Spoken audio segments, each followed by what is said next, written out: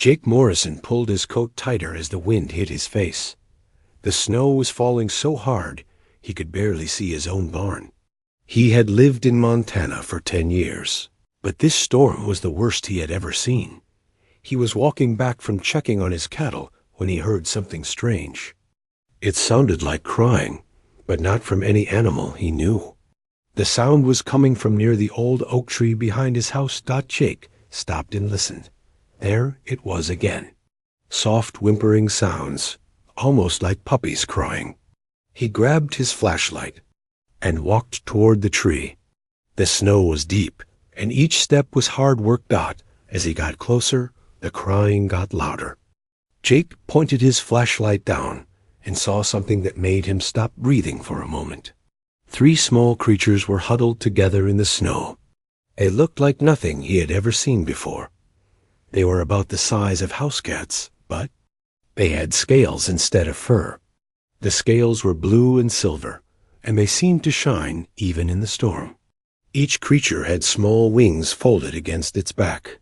Their eyes were golden and looked very smart, not like regular animal eyes.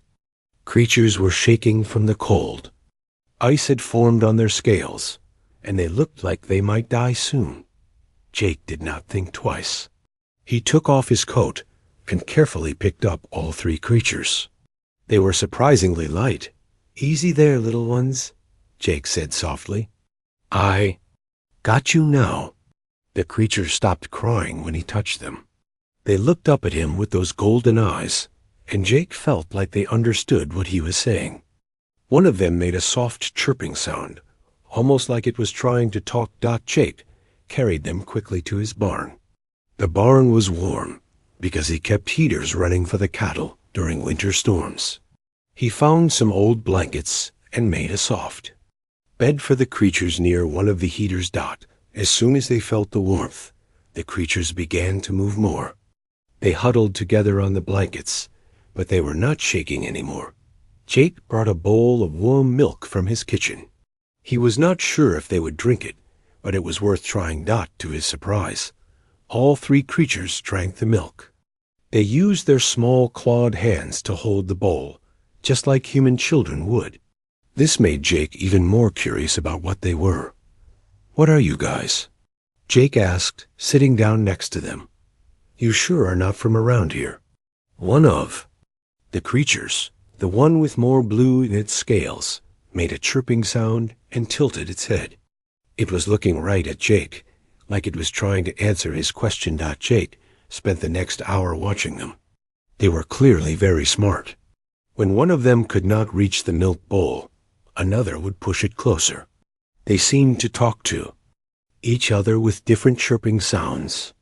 Most amazing of all, they appeared to be learning by watching Jake move and speak. The storm continued all night. Jake stayed in the barn to make sure his new guests were okay. He brought his sleeping bag and slept on some hay bales. Every few hours, he woke up to check on them and give them more warm milk. By morning, the creatures looked much better. The ice was gone from their scales, and their eyes were brighter. Jake noticed something else strange. The area around them was warmer than the rest of the barn, like they were making their own heat. When Jake's neighbor Linda Walsh came by to check on him after the storm, she could hardly believe what she saw. "Jake, what in the world are those?" Linda asked. She was a veterinarian and had seen many different animals, but nothing like this. "I found them in the snow last night," Jake explained. "They would have died if I left them out there." Linda examined the creatures carefully. They did not seem afraid of her, which was unusual for wild animals. They sat still while she checked their breathing and looked at their scales. "I have never seen anything like them," Linda said. "Their body temperature is higher than any reptile should have. And look at their hands. They have thumbs, Jake. They can grab things like we can." Over the next few days, Jake and Linda took care of the creatures together. Jake named them based on their coloring. The one with more blue scales became Frost. The one with more silver became Storm. The third one, which had tiny red spots mixed with the blue and silver, became Ember. The creatures grew quickly. After just 1 week, they were noticeably bigger. They also started to understand more English words. When Jake said food, they would chirp excitedly. When he said bedtime, they would go to their blanket bed. Most surprising was how helpful they tried to be. Frost seemed to know when bad weather was coming and would make worried sounds before storms hit. Storm had an amazing ability to find things that were lost. When Jake could not find his hammer, Storm led him right to where he had left it behind. Some hay bales. Ember was fascinated by anything mechanical. The creature would watch Jake fix farm equipment for hours, making soft chirping sounds like it was asking questions. Sometimes Jake felt like Ember understood how the machines worked. Better than he did. "They are learning so fast," Linda said one afternoon while watching Ember examine Jake's truck engine. "It is like they are trying to figure out our whole world." Jake nodded. He had been thinking the same thing. These were not regular animals. They were too smart, too curious, and too eager to help. Sometimes when they looked at him, Jake felt like they knew things he did not dot after 2 weeks. The creatures had grown to the size of small dogs. Their wings were getting bigger too, though. They had not tried to fly yet. Jake noticed they were also making more complex sounds, not just simple chirps anymore. One evening, while Jake was feeding them, Frost made a sound that shocked him. It sounded almost like the creature was trying to say, "Jake." The sound was not perfect, but it was close enough to make Jake's heart race. "Did you just try to say my name?" Frost tilted its head and made the sound again. This time it was clearer. "JK." Jake looked at Linda, who was standing nearby with her mouth open. Storm and Ember were watching Frost carefully, like they were learning from what it did. "JK good," Frost said in a scratchy voice. Then Storm tried to copy the sounds. J-K ... good. By the end of the month, all three creatures could say several words. They called Jake by name and had learned words like food, warm, help, and friend. They seemed to understand much more than they could say. Jake knew he should probably tell someone about his unusual guests, but he felt protective of them. They trusted him completely and seemed happy living in his barn. He worried that if the wrong people found out about them, bad things might happen. But Jake was about to learn that keeping secrets about creatures like these was much harder than he thought. Strange things were starting to happen around his ranch, and people were beginning to ask questions. Late at night, Jake sometimes saw lights in the sky that did not look like airplanes or stars.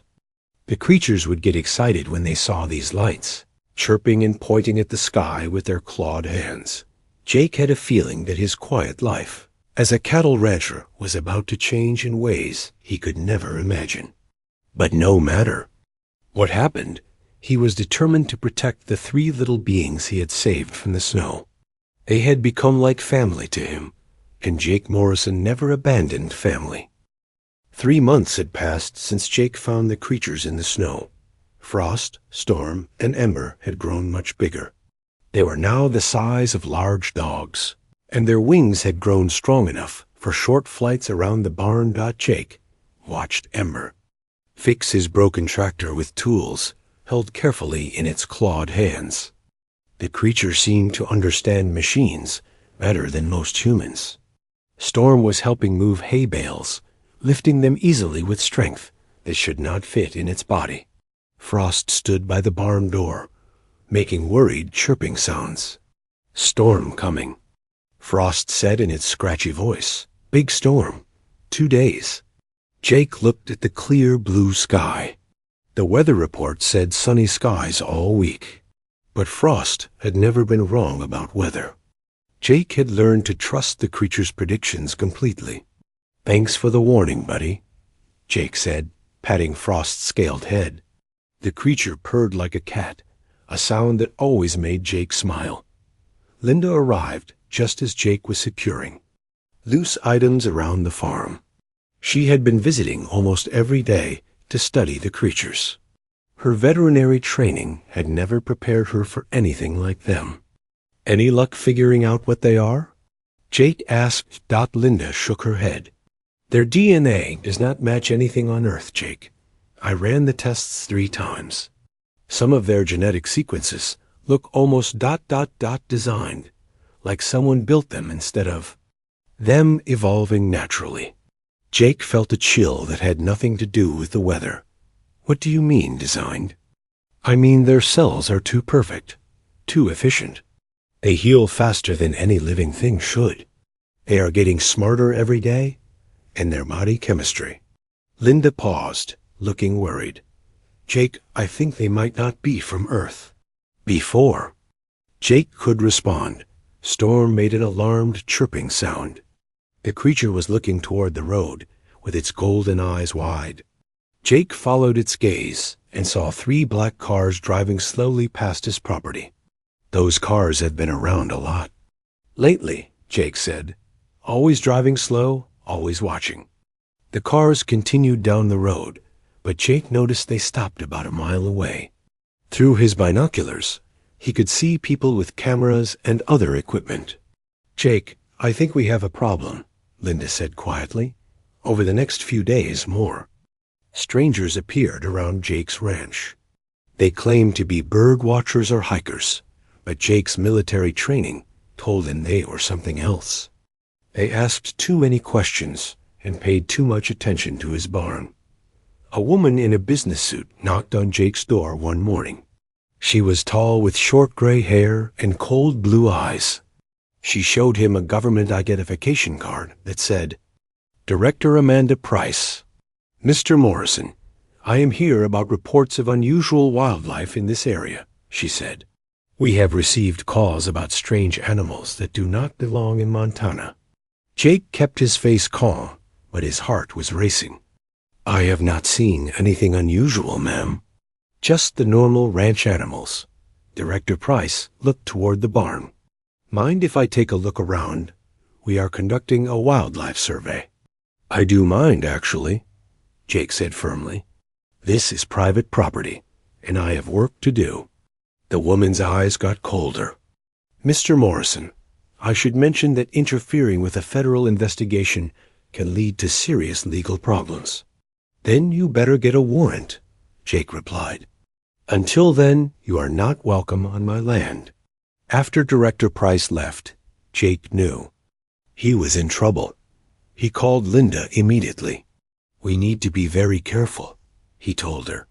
The government knows something. That evening, Jake sat in the barn with his 3 friends. They could sense his worry and stayed close to him. Ember rested its head on Jake's lap, while Storm and Frost sat on either side of him. We need to talk, Jake said to them. You guys are getting too big to hide much longer. And there are people asking questions. Frost tilted its head. Dangerous people? Maybe, Jake said. I need to know more about where you came from. Can you tell me anything about your families? Your home?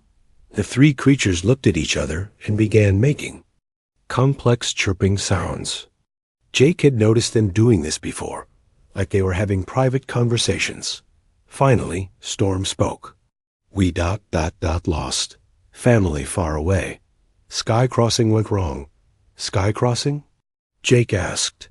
Ember pointed up at the stars. Travel through sky. Big. Nest Clan was moving. Storm and sky paths, we fell here. Jake felt his world shift. These creatures were not just strange animals. They were aliens. Beings from another world who had somehow crashed on Earth. Your family is looking for you, Jake. Sighed, it was not a question. Yes, Frost said sadly. But they cannot find us. We too small to call far. How do we help them find you? The creatures looked at each other again. When we bigger, when wings stronger, we can call to Nest Clan. Jake understood. They were still children, too young, to contact their people across space. But they were growing fast, and soon they would be able to reach their family. The problem was whether Jake could keep them safe long enough. His answer came 2 days later when Frost's storm prediction proved correct. A massive blizzard hit Montana, much worse than the weather services had predicted. Jake was grateful for the warning, but the storm brought new problems. During the worst of the blizzard, Jake saw lights in the sky. Not normal aircraft lights, but strange glowing objects that moved in ways no airplane could. The creatures became very excited, running outside despite the storm and making loud calling sounds. "Family!" Storm cried, pointing at the lights. Nest Clan searching. But the lights moved away, disappearing into the storm clouds. The creatures watched sadly as their chance at rescue vanished. The next morning, Jake found tire tracks around his property. Someone had been watching during the storm, even in the dangerous weather. His phone rang before he could investigate further. "Jake, you need to see this." Linda's voice was shaking. She arrived an hour later with a laptop computer. On the screen was a video from a news website. The headline read, "Strange lights over Montana during storm. Military denies knowledge." The video showed the same lights Jake had seen, filmed by someone else in the area. But worse, it also showed brief footage of 3 winged creatures flying around a barn that looked exactly like Jake's. "Someone filmed them," Linda said. "The video has been shared thousands of times online. Jake, the whole world is going to know about them soon." Jake felt sick. His quiet life was over. Soon reporters, scientists, and government agents would swarm his ranch. He looked at Frost, Storm, and Ember, who were watching the video with worried expressions. "Trouble coming," Frost said softly. "Big trouble," Storm agreed. Jake made a decision. "Then we better get ready for it." He spent the rest of the day preparing. He called his old Marine buddies and told them he might need help. He made sure he had enough food and supplies to last weeks, if necessary. Most importantly, he talked to his 3 alien friends about what might happen. "People will want to study you," he explained. "Some will be scared of you. Others will want to hurt you or lock you up. But I promise you this. I will not let anyone take you away from here unless you want to go." "Jake, protect us," Ember said, nuzzling against his hand. "We protect Jake, too." That night, Jake barely slept. He kept watch from his bedroom window. And sure enough, he saw more cars on the road. People were coming, just as he had feared. The next morning brought a convoy of black SUVs and military vehicles. They set up a checkpoint at the end of Jake's driveway and began unloading equipment. Jake counted at least 20 people in government suits and military uniforms. Director Price walked up to his front door again, this time with 2 armed soldiers. Behind her, "Mr. Morrison, I think it is time we had a more serious conversation," she said. "We know what you are hiding in that barn. For national security reasons, we need to examine those creatures immediately." Jake stepped outside and closed the door behind him. "Ma'am, those creatures are under my protection. They have not hurt anyone, and they are not a threat to national security." "That is not your decision to make," Director Price replied. "We have authority to seize any potential extraterrestrial materials or beings for government study." "Over." "My dead body," Jake said quietly. The standoff had begun. Jake Morrison, a simple cattle rancher, was now facing the full power of the United States government. Behind him in the barn, 3 young aliens waited to see if the human who had saved them would be able to save them again. The question was no longer whether Jake could keep his secret. The question was whether he could keep his promise to protect his friends, no matter what it cost him. The standoff with Director Price lasted 3 hours. Jake refused to let anyone into his barn, while more government vehicles arrived. By noon, his ranch looked like a military base. Soldiers set up barriers and communication equipment everywhere. Jake stayed calm on the outside, But inside, he was worried. Through the barn window, he could see Frost, Storm, and Ember huddled together. They were scared, and that made Jake angry. "Mr. Morrison," Director Price said for the 10th time, "you are making this much harder than it needs to be. We just want to make sure those creatures are not dangerous." "They are not dangerous," Jake replied. "They are children who are lost and scared. I saved them, and now they trust me. I will not break that trust." A new voice interrupted them. "Maybe there is another way to handle this." Jake turned to see a tall man in an army uniform walking toward them. The name tag on his chest said, General Kane. She was an older woman with gray hair and kind eyes, but Jake could tell she was used to being in charge. "General, Director," Price said stiffly, "this is a civilian matter now. Not when my jets detected an unidentified aircraft in our airspace," General Kane replied. "Mr. Morrison, I understand you are a former Marine." "Yes, ma'am. Served 2 tours overseas." General Kane nodded. "Then you understand duty and protection. I respect what you are doing here. But we need to know what we are dealing with." Before Jake could answer, the sky above them began to shimmer. It looked like heat waves, but the air was cold. Then, slowly, something massive became visible above the ranch. The ship was unlike anything Jake had ever imagined. It looked like a giant crystal mountain, but with smooth curves and surfaces that seemed to glow from within. It was easily as big as a football stadium, floating silently 300 feet above them. Every soldier on the ground pointed their weapons at the sky. Director Price grabbed her radio and started shouting orders. But Jake was looking at the barn where his 3 friends had run outside and were making excited chirping sounds. "Nest Clan!" Storm cried joyfully. "Family found us." A section of the ship's hull opened, and something flew out. It was another creature like Frost, Storm, and Ember, but much larger. This one was the size of a small airplane, with wings that stretched 40 feet across. Its scales were deep blue and gold, and it moved through the air with incredible grace. The large creature landed gently in front of the barn. Up close, Jake could see it was beautiful and terrifying at the same time. Its golden eyes were intelligent and ancient, like it had seen thousands of years pass by. When it spoke, Jake heard the words inside his head instead of with his ears. "I am Morvash, parent to these young ones. Human Jake Morrison, you have saved my children. For this, my clan owes you a debt that can never be repaid." Jake felt dizzy. The creature was talking directly to his mind. I just did what anyone would do." "No," Morvash replied. "Your species often fears what they do not understand. You chose compassion over fear. You chose to protect rather than exploit. This is rare among young species."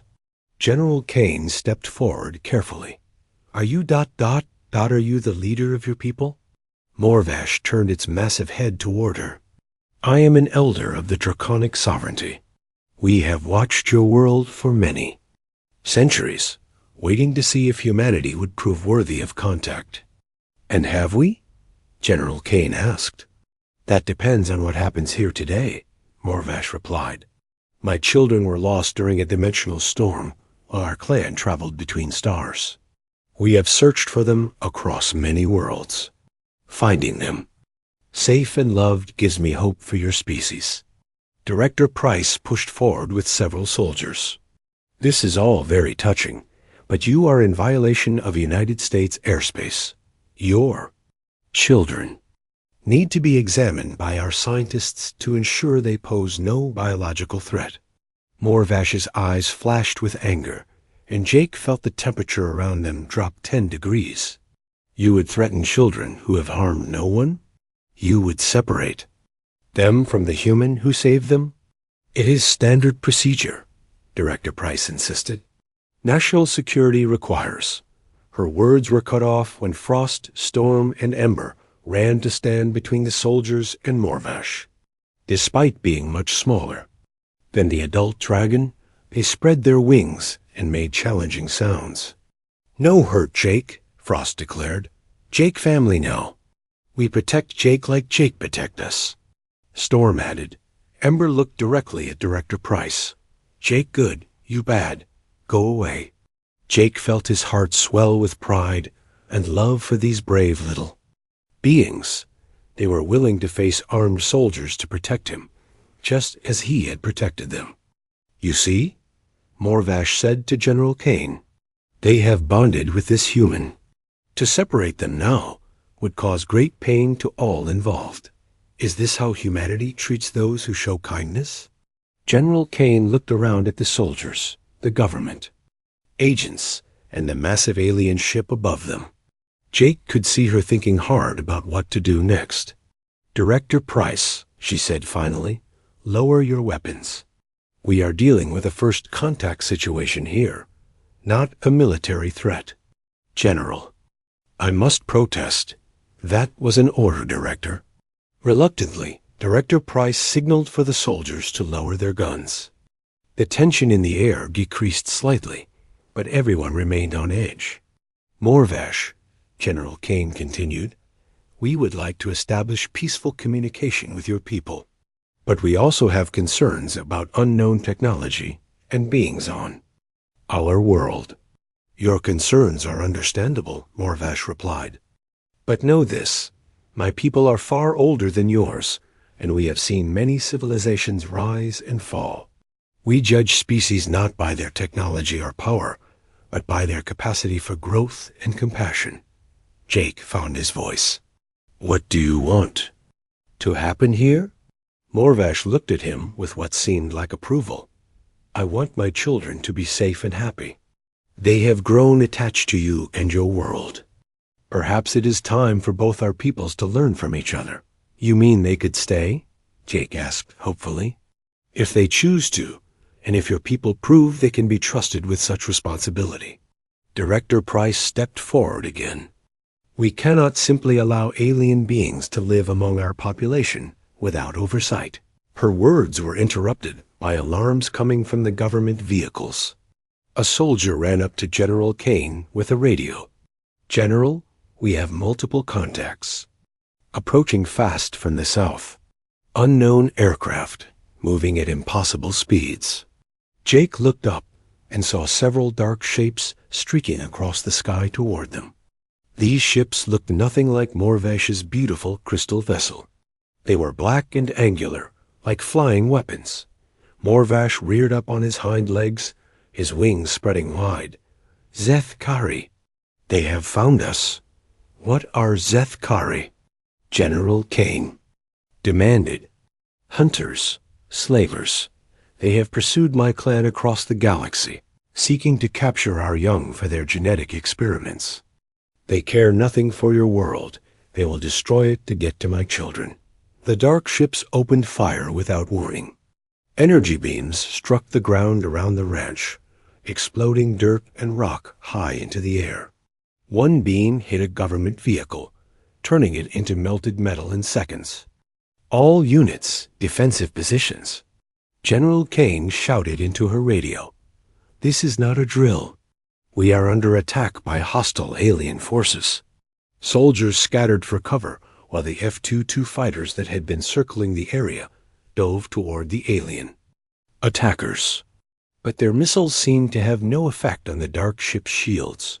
Jake grabbed Frost, Storm, and Ember, pulling them toward the barn for shelter. "Come on, we need to get you safe." But Morvash blocked their path. "No, young Jake, the time for hiding is over. If the Zeth-Kari are here, this world is in danger. My children and I must fight, and we will need human help to win." "What can we do?" Jake asked. "Our weapons do not seem to work on them." "Your weapons work differently than ours," Morvash explained quickly as more energy beams struck around them. "Together, we might have a chance. But you must trust me, and your leaders must choose to stand with us rather than against us." Jake looked at General Kane, who was coordinating the defense of the ranch while energy beams destroyed everything around them. The woman was brave. Jake had to give her that. "General," Jake called out, "we need to work together if we want to survive." This. General Kane looked at him, then at Morvash, then at the dark ships raining destruction from above. Jake could see her making the biggest decision of her military career. "What do you need from us?" she asked Morvash. "Trust," the dragon replied. "And courage. You have both," General Kane said firmly. "Now, tell us how to save our world." As Jake watched human soldiers and an alien dragon begin planning their defense together, he realized that the 3 small creatures he had saved from the snow had just helped save all of humanity. The real fight was just beginning, but for the first time since this all started, Jake felt hope that the battle for Earth was about to begin, and humans and dragons would face it side by side. The attack was unlike anything Jake had ever experienced, even during his time as a Marine. The Zefkari ships moved through the sky like deadly shadows, firing energy weapons that could melt steel in seconds. Human fighter jets tried to fight back, but their missiles bounced off alien shields like toys. "We need a plan," General Kane shouted over the noise of explosions. She was crouched behind an overturned truck with Jake and Director Price, while Morvash used his massive body to shield them from energy blasts. "The Zefkari have stronger shields than weapons," Morvash explained, his mental voice calm despite the chaos. "If we can overwhelm their defenses all at once, we might break through." Jake watched as Storm, Frost, and Ember huddled together near the barn. Despite the danger, they were trying to help. Storm was moving injured soldiers to safety with incredible strength. Frost was predicting where the next attacks would come from, helping people dodge the energy beams. Ember was somehow interfering with the alien ship's targeting systems. "Your children are amazing," Jake told Morvash. "They learned courage from you," the dragon replied. "But they are still young. This battle may be too much for them." A massive explosion shook the ground as one of the dark ships destroyed Jake's house. He watched 20 years of memories turn to burning rubble, but all he cared about was keeping everyone safe. "How many ships do they have?" General Kane asked. Morvash lifted his great head to scan the sky. 7 attack vessels. But there will be a larger ship somewhere nearby, waiting to collect prisoners. As if summoned by his words, the clouds above them began to part. A ship 10 times larger than the others descended slowly through the opening. This one was different. It looked like a flying fortress made of black metal and covered with weapon lords. "The harvest ship," Morvash said grimly. "They mean to take my children today, no matter who they must kill to do it." Jake felt anger building in his chest. These aliens had come to his world, destroyed his home, and threatened the creatures he loved like family. He was not going to let that happen. "What if we could get some of our weapons inside their shields?" he asked. "That might work," Morvash replied. "But how would you do that?" Jake smiled grimly. "The same way we used to deal with bunkers in Afghanistan. You go around the hard way." He ran to where Colonel Brooks was coordinating the soldiers' defense. The man looked up as Jake approached, his face grim. "Colonel, do we have any rockets? Or heavy weapons?" "A few RPGs and some anti-tank missiles," Brooks replied. "But they are useless against those shields." "What if we could get them through the shields?" Brooks raised an eyebrow. "How?" Jake pointed to where Frost was helping evacuate wounded soldiers. "My friend there can predict where they are going to attack next. What if we time an attack for the exact moment they drop their shields to fire?" "That would require perfect timing." Brooks said, "We would only get one chance. Then we better make it count." For the next 20 minutes, Jake coordinated the most unusual military operation in human history. Human soldiers worked alongside a dragon to plan their attack. Frost used his weather sense to predict the enemy's movements. Storm provided muscle to move heavy weapons into position. Ember interfered with alien communications to prevent them from coordinating properly. The big ship is getting ready to deploy capture teams, Morvash warned. We must act now. Jake looked at the soldiers positioned around the ranch. Each team had specific targets and timing. Everything depended on split-second coordination. Frost, Jake called out. When will they fire next? The young dragon tilted his head, listening to something only he could hear. Big ship fires in 30 seconds. Front shield drops for 3 seconds. All teams stand by. Jake spoke into the radio Colonel Brooks had given him. Front assault team, you have a 3-second window starting in 25 seconds. The wait seemed endless. Jake watched the massive enemy ship hovering above them, its weapon ports glowing as they prepared to fire. 10 seconds, Frost announced. 5 seconds.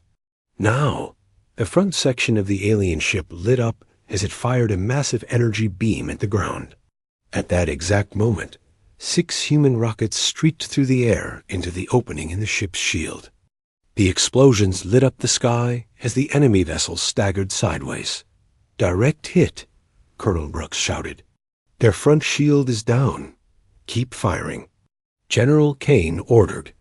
More rockets and missiles struck the wounded ship. Sparks and debris fell from its hull as it tried to retreat higher into the sky. But Morvash was ready for that dot. The great dragon launched himself into the air with powerful wing beats. He flew straight up at the damaged ship, energy crackling between his claws. When he struck the vessel's hull, the explosion was visible for miles.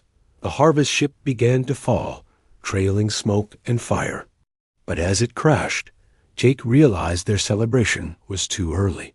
The 7 smaller attack ships were regrouping, and they looked very angry. They are going to try to destroy everything rather than retreat, Morvash warned as he landed heavily near Jake. The dragon was wounded, with burns across his beautiful scales. Can we stop them? Jake asked. Not all of them. They will sacrifice themselves to deny us victory. Jake looked around at the soldiers, at his friends, at Linda, who had been helping treat wounded throughout the battle. So many good people were going to die because of his decision to save 3 small creatures from the snow. But then he heard something that changed everything.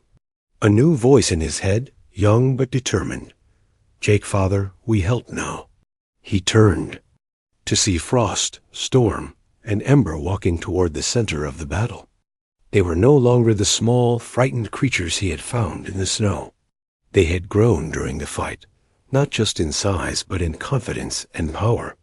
We not let bad ones hurt our family, Storm declared, its voice stronger than Jake had ever heard it. We learned from Jake, Ember added. Protect what you love.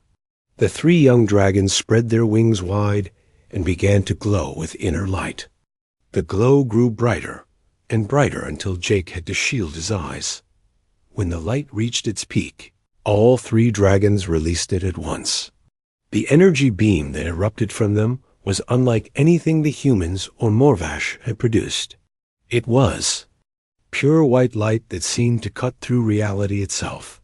The beam struck the lead attack ship and passed right through its shields like they were not there. The ship exploded instantly. The beam continued on to strike the second ship, then the third, then all the rest. In less than 10 seconds, every enemy vessel in the sky was destroyed. The young dragons collapsed to the ground, exhausted but alive. Jake ran to them, gathering all 3 in his arms despite their size. That was incredible, he said. How did you do that? Love, Frost whispered weakly. Love makes us strong. Love for family, Storm agreed. Human family and dragon family. Ember finished. Morvash approached slowly, his ancient eyes full of wonder. In all my centuries, I have never seen young ones channel the heart fire so powerfully. They have become something new, beings who belong to both our worlds. General Kane walked over to where Jake was holding his three friends. Her uniform was torn and dirty, but she was smiling. "Mr. Morrison," she said formally, "I think we need to have a serious discussion about establishing formal relations between our species." Jake looked up at her, then at Director Price, who was standing nearby, with an expression of amazement on her face. "Does this mean they can stay?" Jake asked hopefully. General Kane nodded. "Mr. Morrison, after what just happened here, I think it is safe to say that Earth needs all the friends it can get. Your children ... just saved our entire planet." Director Price stepped forward and Jake tensed, expecting more bureaucratic problems. But to his surprise, she extended her hand to him. "Mr. Morrison, I owe you an apology. I was so focused on potential threats that I failed to see the opportunity for friendship. These beings risked their lives to save ours. That tells me everything I need to know about their character." Jake shook her hand, still hardly believing what he was hearing. "There will be paperwork," Director Price continued with a slight smile. "Lots of paperwork. We will need to establish protocols for interspecies contact, create new departments, train personnel. But I think we can work something out." Over the next few hours, as military personnel cleaned up the battle site and medics treated the wounded, Jake found himself in the strangest meetings of his life. Government officials, military leaders, and alien dragons sat around his kitchen table, the only part of his house that had not been destroyed, discussing the future of two worlds. "The draconic sovereignty has much to offer Earth," Morvash explained. "Clean energy technologies, medical advances, space travel capabilities. But we also have much to learn from humanity's creativity and determination." "What about the Zethkari?" General Kane asked. "Will they send more ships?" "Not for a long time," Morvash replied. "Today's defeat will make them cautious. And now that Earth has shown it can defend itself, other hostile species will think twice before attacking." As the sun began to set, Jake walked out to where his barn still stood. It was the only building on his property that had survived the battle, perhaps because the young dragons had been protecting it all along. Inside, he found Frost, Storm, and Ember curled up together on their old blanket bed. They looked up as he entered, their golden eyes tired but happy. "Jake," Frost said softly, "we're sorry about your house." "Houses can." 6 months after the battle, Jake Morrison stood in front of his new barn and marveled at how much the world had changed. The simple wooden structure had been replaced with a building that looked like it belonged in a science fiction movie. It was made of materials that were part human engineering and part dragon technology, designed to be a home for both species. The rest of his ranch had been transformed too. Where his old house once stood, there was now a complex of buildings that served as the Earth Dragon Embassy. Scientists, diplomats, and military personnel from around the world worked alongside dragon visitors and laboratories, meeting rooms, and living quarters designed for beings with wings. But the heart of it all was still the barn, where Jake had first saved 3 small creatures from the snow. "Jake, father, look what we made!" Ember called out excitedly. Jake turned to see his 3 friends approaching. They had grown again over the past months, now the size of horses, but still retaining their playful personalities. Ember was carrying something in its clawed hands, a device that looked like a combination of human electronics and dragon crystal technology. "What is it?" Jake asked, examining the device. "Communication translator," Frost explained proudly. "Now humans and dragons can talk without mind speech." "Storm had idea for the power source," Ember added. Frost calculated the frequency harmonics. "I built the hardware." Jake smiled. His 3 children had become the bridge between 2 civilizations, just as Director Price had predicted. They understood both human technology and dragon abilities in ways that pure humans or pure dragons could not. That is amazing work, Jake said, hugging each of them. I am so proud of you. The sound of approaching footsteps made Jake look up.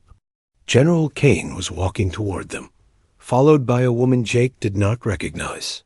The stranger was tall and elegant, with silver hair and eyes that seemed to hold starlight. Jake, General Kane said, I would like you to meet Ambassador Solara from the Draconic Sovereignty's High Council. She arrived this morning.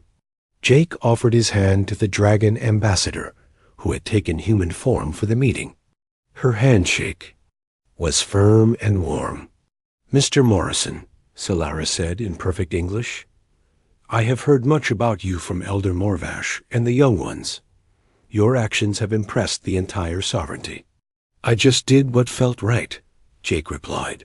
That is exactly why you impressed us, Solara smiled. The High Council has a proposal for you.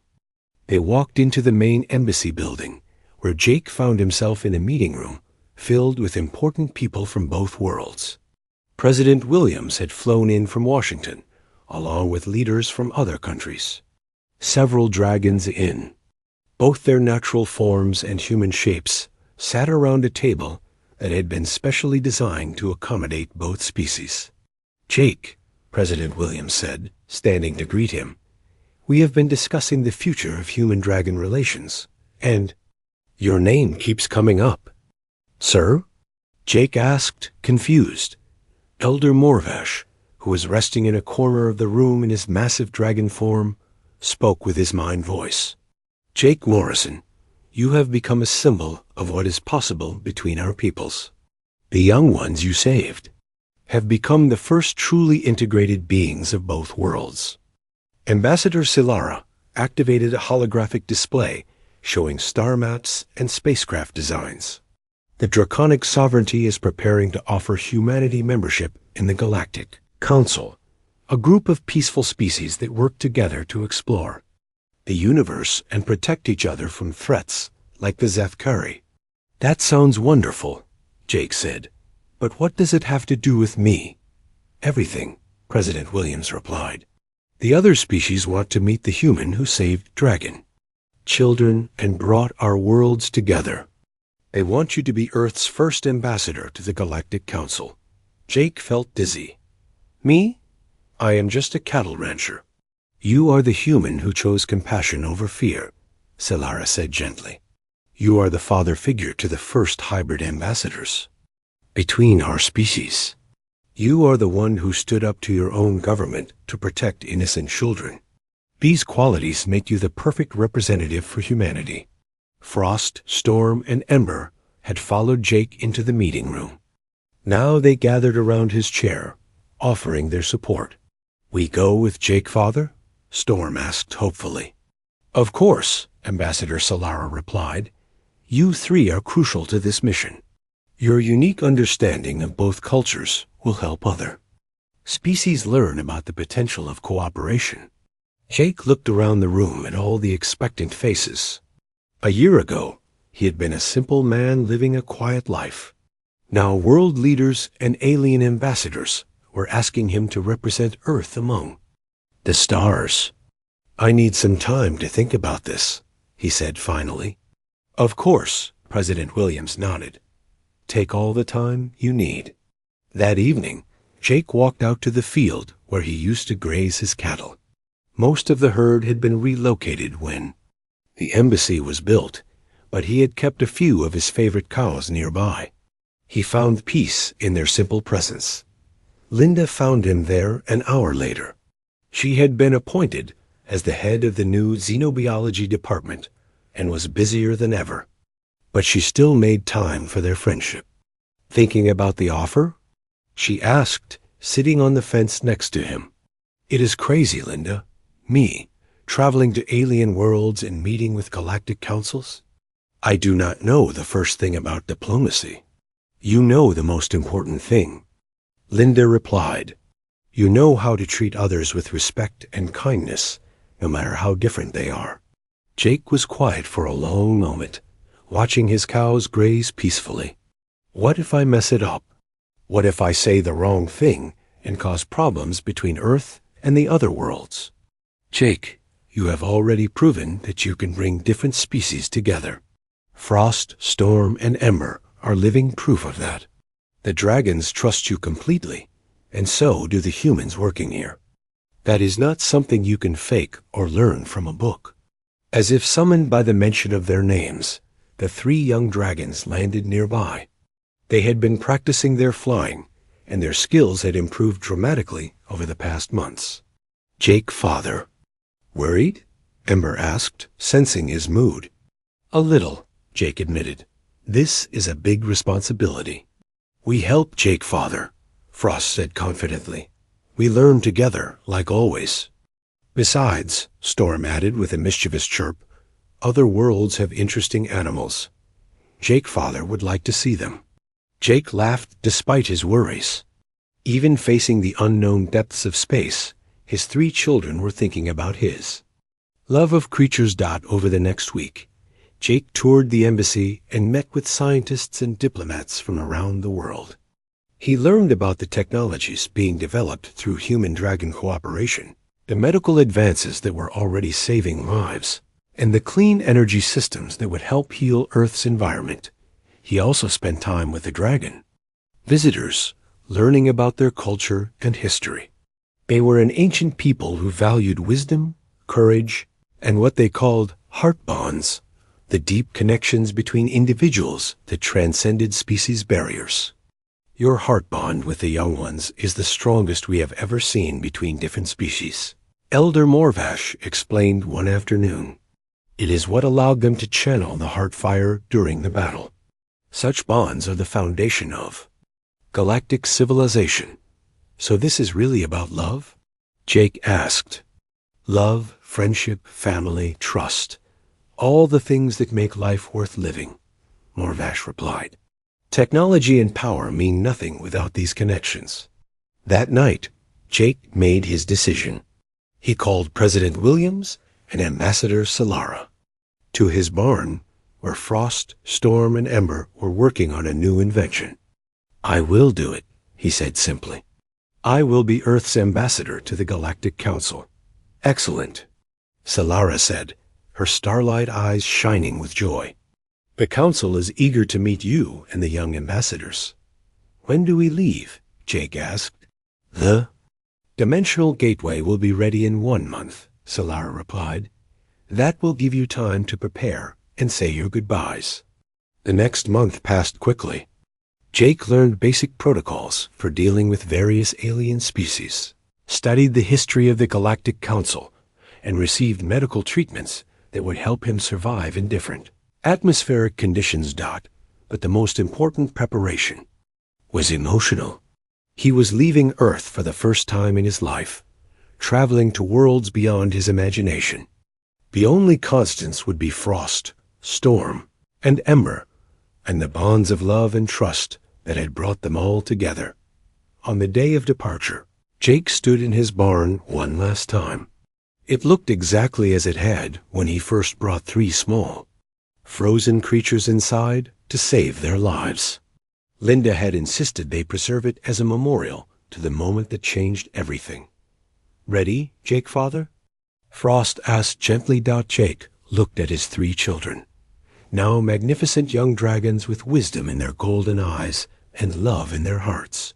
He thought about the journey that had brought them all to this moment, from a simple rescue during a snowstorm to representing Earth among the stars. Ready, he said with a smile. Let us go see what is out there. As they walked toward the dimensional gateway that would carry them to their new adventure, Jake realized that some things never changed. He was still a protector, still a father figure, still someone who chose compassion over fear. The only difference was that his family now included creatures from across the galaxy, and his ranch had become the entire universe. The boy who had saved baby dragons from the snow was about to beck.